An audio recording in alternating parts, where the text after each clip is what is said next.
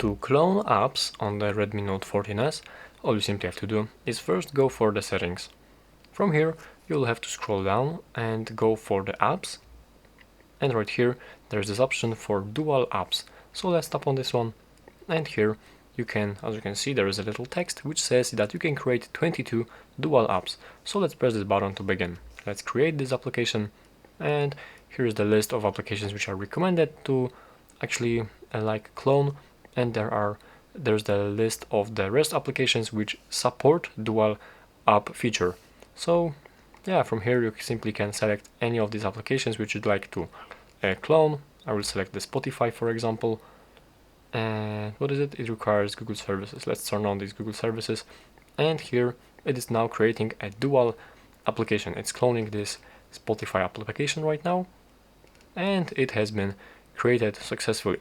And yeah, that's basically it. Find any of these applications which you'd like to clone, and as you go back for the home screen, you can see that this application is available right here, and also in the app drawer. As I will try to take a look for the Spotify application, here are two of these applications, and the application with this little icon, with the yellow icon right here, is cloned application. So yeah, that's how you can do this.